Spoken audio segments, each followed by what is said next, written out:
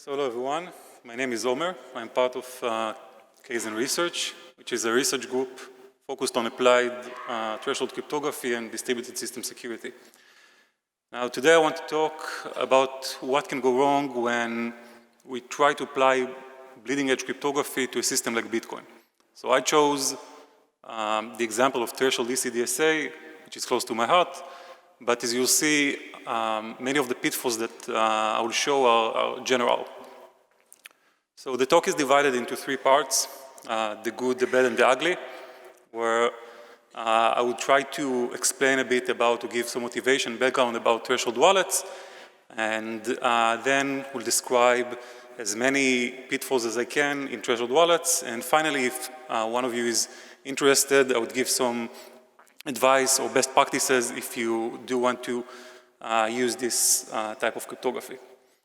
So I don't need to explain about the wallet, but I would just say that among other things, a wallet is generating private keys, and then his responsibility is to sign over statements. In Bitcoin, those are transactions, and produce digital signatures to be sent to the blockchain.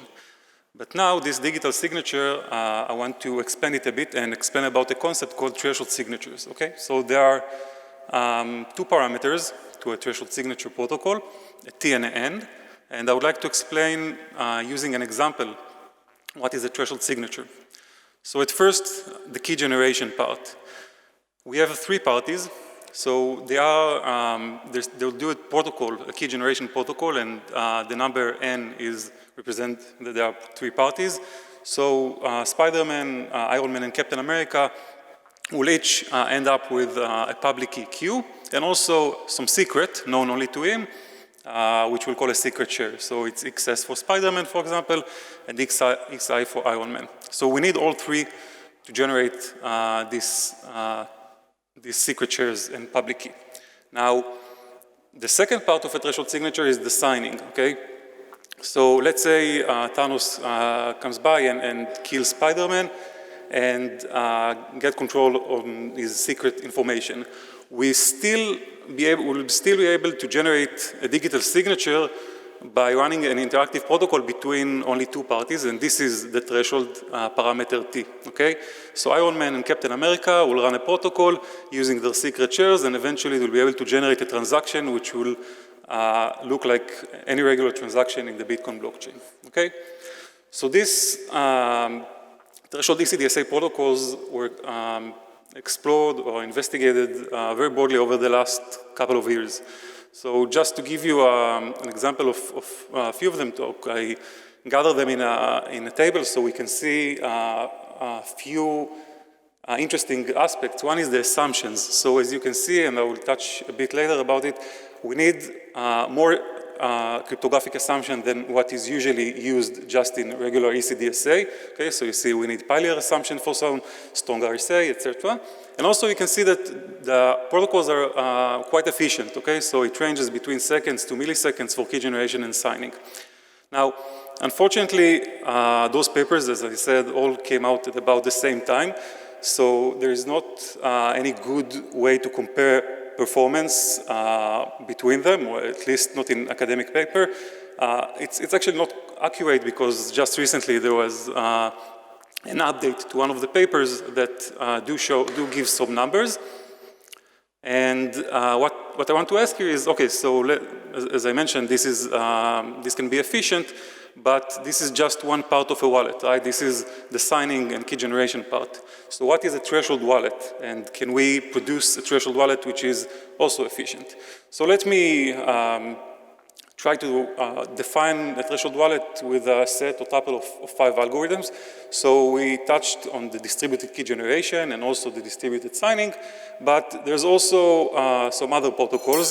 So one which is unique to threshold wallets is a third protocol which will do a rotation or a proactive secret sharing. So parties, all N parties will run a protocol, ended up with new secret shares that still corresponds to the same public key, such that an attacker will need to attack different parties at the same time, okay? So if attacker attacks at different times, you will get nothing. So this is the fifth protocol. And also, like any classical wallet, we need to have a way to recover. So in this case, the problem becomes harder because we don't have one secret, we have multiple secret shells, so we need to somehow recover each one of them to find ways to do it. And also we need to have some kind of deterministic derivation for the keys, because in a wallet you eventually want to recover only one secret and then to be able to derive the entire tree, okay? So this is it. Now, some of you might wonder what's the relation between a threshold and a multisig, and I will not try to give it, it's a concept that can be described in a completely separate talk, but I will try to give a claim that will maybe explain some of the differences, which is that a multisig is basically an emulation of the cryptography that you can do with threshold signatures, okay? So what it means that at the application level of the Bitcoin, you need to explain to the network what precisely you want to do, okay? So it means that you need to show your access policy. It means that the transaction will be larger, so it will affect on the cost. And it also affect maybe on the specifics of the access structure. I mean, it cannot grow to be as big as you want, okay? There's also some other points that, like I mentioned, this ability to do a secret share refreshment without going to the chain, and some other differences that you are more than welcome to talk with me afterwards about them. Okay, so I hope that I managed to explain to you that there might be some motivation for using threshold signature-based wallet. But let's go one level up, and this is for the completeness of the talk. I do want to explain about a wallet system. Okay, so there are a few challenges in designing a system that relies on threshold cryptography. So to give you some examples, distributed network. This is a major part in the threshold protocol, because we need to run a protocol between n parties. So this is a challenge on its own. There's another issue about who are the n parties. Okay, so yes, it's great we are dividing the security to n parties, but should the n parties be n user-owned devices? It makes the signing operation a bit hard, because each time you want to produce a signature, you need to collect at least threshold number of your own devices. You can also think about a model where the n parties are n servers that are doing the signature on behalf of the user, but it also misses some point of the security is a bit problematic. Who are those n servers? How you can manage to get to know them, to find them? Who is the admin at the end? If you go up enough, or somewhere you'll find someone that can have control over the entire set of parties. Some other question, if some parties can run a full node while others not, and about the privacy, can some parties sign blindly, right? Which will also be interesting. Finally, I mentioned the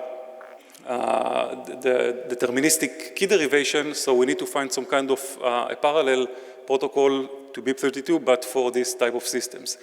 And maybe the most important issue here is that, as it turns out, single key system and multi-party system cannot coexist. If you want to have your same, you want to run a wallet, a normal single key wallet and a multi-key wallet, it means that you need to collapse the multi-key wallet. So they cannot coexist. Okay, but now let's focus. So we have a threshold wallet system, but I want to go farther down, and I explain to you that threshold signatures are one important one of the wallet system, but I want to go even further and explain about the implementation, okay? And then we'll see some nice vulnerabilities. So I chose to focus on a specific paper, specific implementation of a two-party case. This is the paper by Lindell from 2017. And this is because it's easy to explain. And also, it is mature enough, so we can, we saw systems in the wild that are implementing it commercially, okay? So, yeah. So to give you, let's try to understand the complexity first, okay? So what is ECDSA? It's a very easy and concise way. We can say this is the entire protocol, right? You need to generate some random nonce, K. You also have a private key X. This is for the single key, of course.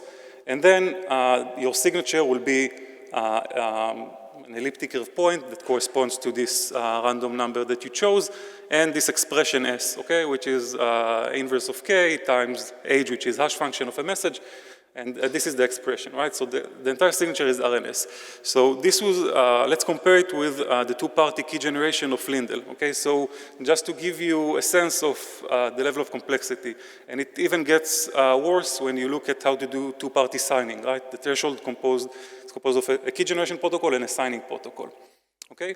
So I want to give a try and break it down to you and explain to you the protocol step by step, trying to make it simple because it will be, I think, informative. So let's start with the key generation. Okay, so we have Spider-Man and Captain America. So each one will generate a secret share randomly, and they will calculate locally the local public keys, Q1 and Q2, and send them to each other. Then in this specific case of additive secret sharing, you will get that both will know it's a type of a Diffie-Hellman key exchange, both will get a public key Q like we wanted, okay? In the specific protocol of Lindell, there's another step. This is the encryption, where party one will send the secret share encrypted under specific, which I'll describe later, specific crypto system. It will send it to party two, okay? So here is the encryption key. It's a public key crypto system. Now, this protocol of key generation, we get two guarantees out of it. One is privacy, so X1 and X2 do not leak to the counterparty, and two is correctness. Okay, so both gets Q at the end. Now, the signing is similar at the beginning. So now we do a Diffie-Hellman key exchange, but for the ephemeral key or the nonce. So again, each party will choose some random number and will send the public key, the local public key to the counterparty, such that both will have the same R. And then what happens is that party two, as you can see, will calculate S tag, okay? So this is an encryption, and now you see these kind of operators, okay? This plus and multiply. So those are homomorphic operations. I will explain about them in a second, but basically this is still math. So S tag will take the encryption that he got from the key generation, will manipulate it in some sense, will send it to party one, which will decrypt, because only party one knows the decryption key, and divide by K1, and that's it. You get output of S and R for both parties. That will be verified the same as any other transaction or signature. And this protocol gives us, I think that the unique property of digital signature is the unforgeability. So no single party, including Spider-Man and Captain America or any other party in the world, will be able to generate a signature which will be valid and verified without attacking both parties, okay? Great. Now, about the encryption that we saw before, so we use something which Lindell is using a Paillier CryptoSystem. So Paillier is additively homomorphic, which means that we get these two operations, right? You can encrypt two numbers and run some computation on these two encryptions. It's under the same public key. And if you decrypt it, you'll get the addition of these two numbers, and the same goes for multiplication by scalar, okay? So encryption of some number A, multiplied by, again, it's a special multiplication by a number K, you'll get, after decryption, A times K. What's more interesting, because this is a public key crypto system, we can run all sorts of zero-knowledge proofs, okay? So to give some examples, and we even wrote an entire library just on how to do zero-knowledge proofs on Paillier. So you can prove in zero-knowledge a correct key generation. So one party can prove to the other that it generated the key pair D and E, the private key and the public key, correctly, without exposing the private key. Another interesting zero-knowledge proof is a range proof.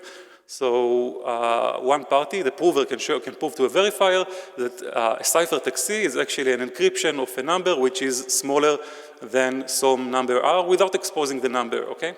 And finally, there is a proof that you can do that shows the two ciphertexts under different public keys are encryptions of the same number, okay? So here we have encryption of using E and encryption using E tag of A and B, and you can do in zero knowledge, you can prove in zero knowledge that A is equal to B without, of course, exposing A and B. Okay, so let's try to see some interesting stuff that can go wrong, okay? And I must say that everything that I will describe was found in the wild, and everything was disclosed, and most of it was in our own implementation. So of course, thank you to the many reviewers that found bugs in our implementation, and everything was fixed by now. So let's start with something easy, okay? So what's do not optimize? Let's look at the following protocol. We have two parties, P1 and P2, and this is, by the way, it's something that happens in the Diffie-Hellman key exchange that I explained to you before. So party 1 will send a commitment of a local public key Q1 to party 2. Party 2 will send Q2 to party 1, and then party 1 will decommit and send the decommitment which will reveal Q1. Now, a smart engineer will come and say, look, I don't actually use the first message, okay, so why not do something like this? Let's say I send in the first message the commitment and decommitment. And even better than this, you can just send Q1 and then send Q2, right? You saved like a round of communication. But this is, of course, very problematic. It exposes you to, here it's very easy to see the attack, so it's a raw key attack, and I would refer you to a paper that gives some explanation about it, but basically P2 can choose wisely his Q2 such that he will control the entire public key. He will know and will cancel the effect of party 1, okay? So we want to avoid it, and this is why it's very important to stick to the protocol. Okay. Let's give another example of bad optimization. So if we look, this is the key generation protocol, as you can see. I showed it before, and if we look closely, you see that there are many zero-knowledge proofs spread around this protocol. So there are zero-knowledge proof of knowledge of discrete log. Here and there, there's the correct key generation of Paillier that I described before, and also a unique zero-knowledge proof that show a link between an encryption under Paillier and a discrete logarithmic, okay, a public key. Now, again, a smart engineer can come and say, look, those zero-knowledge proofs actually do not contribute anything, and we can remove them, which it will be right, okay? The protocol will still work if you remove completely those zero-knowledge proofs. And I want to say that this is not very trivial. I mean, maybe before it was easy to find an attack, but zero-knowledge proof in multi-party computation in general is used to show security against malicious adversaries.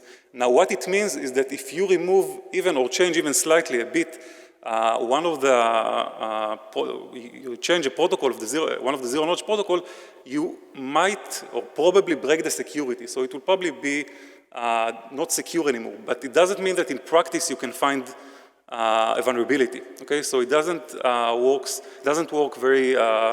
It doesn't mean one doesn't mean the other necessarily. I mean, it might happen. It probably means that the protocol is not secure, but it's very hard to see in some cases. Okay, just to give you an example, in our implementation, at some point we forgot 4 steps out of one of the zero-knowledge proofs, and we couldn't find any attack that can exploit it. Now, I know about an attack if we also have forgotten the 5th range proof, the 5th step, but just removing those 4, I couldn't find anything, okay? Now, not only engineers are making mistakes, this is a mistake done by the designer of the protocol, okay? So as part of the key generation protocol, the author needed, the cryptographer needed a proof that it's a zero-knowledge proof that proves that a number n is composed of 2 primes, P1 and P2, okay, without giving out P1 and P2. What actually happened is that the author used the zero-knowledge proof from an old paper, and this proof showed that the GCD of this n and the Euler function of n is equal to 1. But those zero-knowledge proofs are not equal to another, okay? So there's an easy way to see it. You can find the number n, which is a product of 3 primes, but will still hold the second relation, right? The n and phi of n, okay? So luckily, in this case, even the second version was still valid, okay? But of course, the the author changed it to the new zero-knowledge proof. And just to give you, this is not something which is unique to this paper. Those are other papers that are doing threshold ECDSA. So in one paper by Genero and Goldfeder, they unnecessarily just used another proof of knowledge of discrete log without any reason. So I'm not sure what type of attack that can lead, but it's definitely not efficient. And also in Lindell Nof-Relankuti paper of multi-party ECDSA, there was a zero-knowledge proof that was based on an old paper without a proof, okay? So it was just given there, and you now need to understand whether this is secure or not.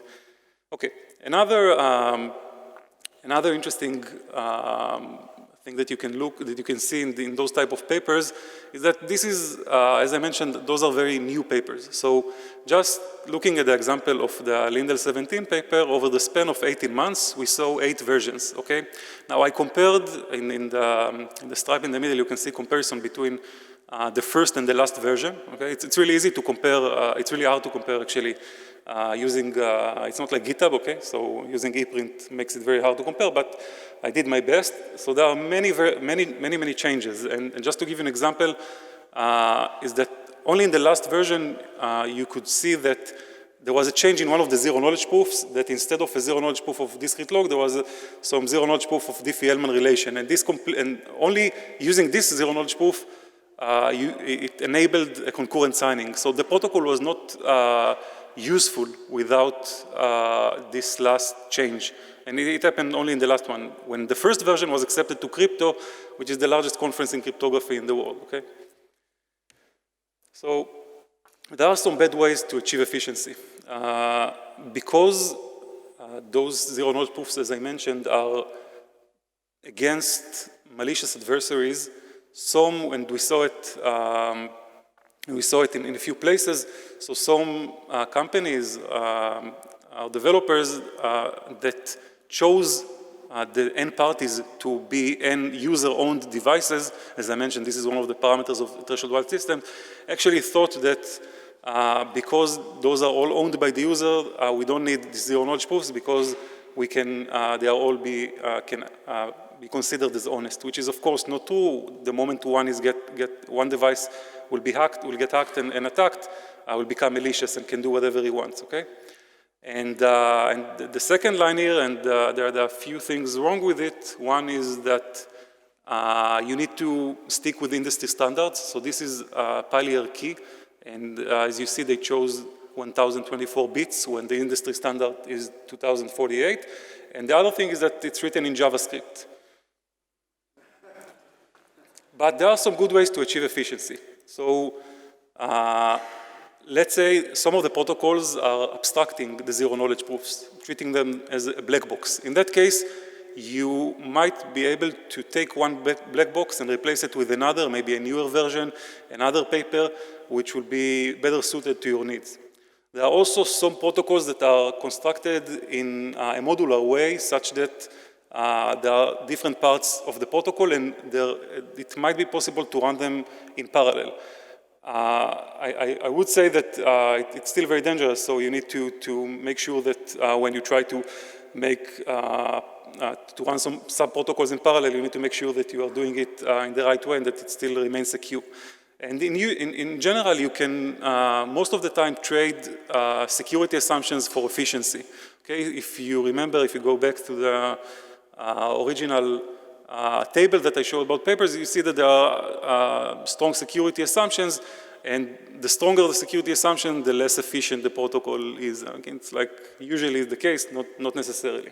Okay, let's now look on a complete breakdown of a threshold wallet. So the game plan is going to be as follows. We'll start by break the two-party rotation. If you remember, I explained to you that the threshold wallet will also include, will benefit from a protocol that will rotate the secret shares. So we'll break this protocol, I'll explain about it in a second. Then we'll call many times to a two-party signature and rotation until we get enough information to extract the private key or the secret share of the counterparty, which will break the security property that I presented of the key generation. Okay, so we'll break rotation, we'll use this, and then we'll break key generation. Okay, so what is rotation? In this case, it's very easy to explain. We start by a black box that generates a random string R. This number R is sent to both parties. Now, one party will calculate x1 plus R, the second party will calculate x2 minus R, such that Q1 tag plus Q2 tag will remain Q. Okay? You can see it because the R will cancel out. So we got the property that the public key remains the same, but the signatures are now different. Okay? So this is it. Now, remember that in Lindell protocol, we do need to have this extra step of sending an encryption, a Paillier encryption. So now we need to send an encryption of x1 plus R, but it's also supposed to happen in a different public key. So party one is supposed to generate a new Paillier keeper. Let's focus a bit on this step. So party one will generate a new Paillier keeper, D tag, E tag, and will encrypt it. Now, what's nice here is that because we have this homomorphic property of the Paillier CryptoSystem, it means that party two can locally add this number R to the encryption using the previous public key E of x1. Okay, so everything is known to party two, so party two can generate this C key B. Now, we need, again, this is against malicious adversaries, so we need to show that, and this is a nice trick that this system tried to do. They wanted to show in zero knowledge that C key A and C key B are encryption of the same message. Remember that in Paillier this might be possible zero knowledge proof to do. Now, doing that will save you, will make the protocol really efficient. Now, the problem is that the zero knowledge proof that they used assume that the prover do not know the factorization of at least one of the public keys, E or E tag. But as you know, in this system, in this protocol, party one, P1 is the one that generated the two keepers. So of course he knows the private key and the two private keys, and of course he knows the factorization. So we can cheat. And what we wanted to do is to actually find a way for party one to rotate to any value. Okay? So what it takes, it's a bit of technical issues, but we wanted to actually cancel the coin flip and add some big number, such that eventually this S tag, if you remember, will be very close to a modulo operation, and it will be dependent on x2. So, and we of course want to cancel the rotation because we want to all the time use the same x2. And what will happen is that we get this kind of oracle access where we rotate to some unknown range, such that if x2 will be smaller than some known value, we'll get that the signature will be verified. Otherwise, we'll get an invalid signature. So every time we'll do a rotation and then check signature. If the signature is valid, we know some constraint on the value of x2. Collecting enough constraints like this will allow us to extract the value of x2. Now, we suggested a mitigation and offered a new zero knowledge proof based on another paper that we thought suits the need of this protocol.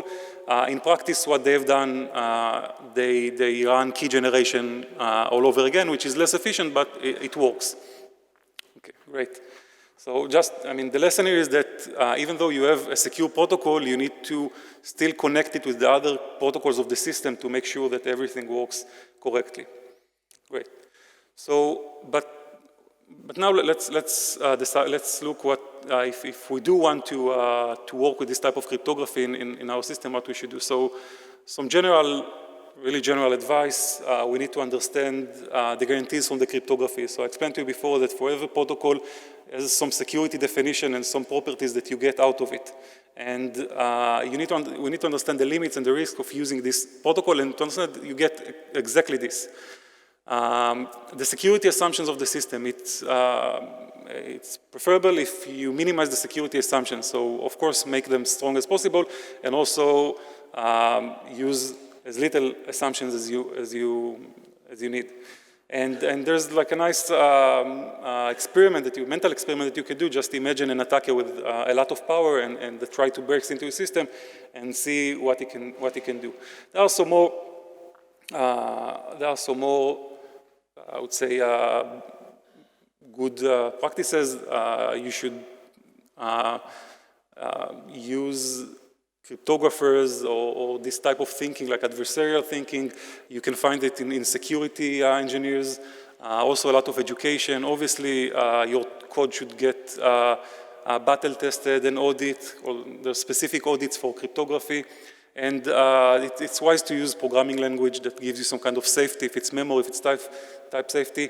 And also formal verification, we're playing with it. I'm not sure yet how it is useful, but it might, for sure, doesn't do any harm. Yeah, so that's it. And questions?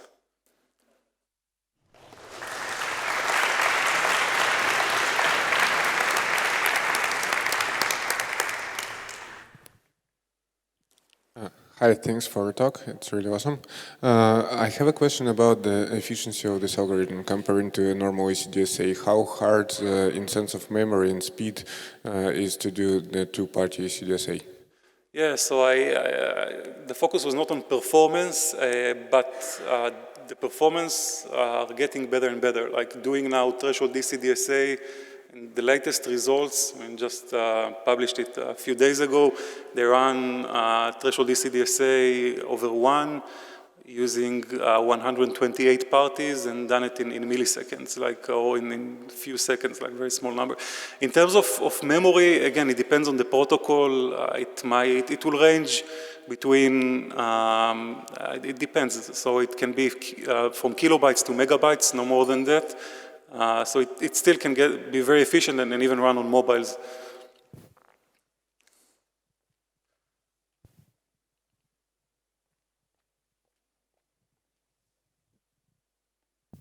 Hi. Are there extra gotchas like side channels, timing attacks that have been, air quotes, solved with ECDSA normal signatures? Yeah, so the question about side channels, it's really important because it's not the top priority when you design this type of protocols, but you get some kind of built-in security because your assumption just by using this type of systems is that you have no more than threshold number of malicious parties in your system. So you have some kind of robustness against some side channels attack, because if you have side channel attack, you still need to attack multiple number of parties.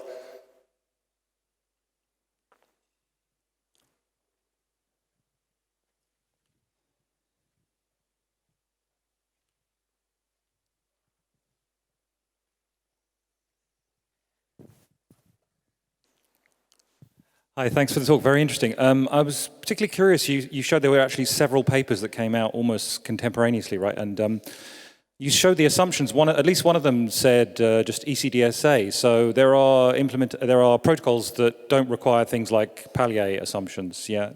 Have you looked into them, or has anyone implemented them, or?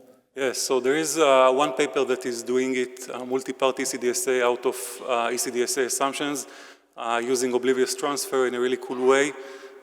There is an implementation for the two-party case, or 2 out of n, not yet for the multi-party case. It's in Abi Shalit group. It's going to be open source, and it should be published in the next few days, again, achieving awesome results.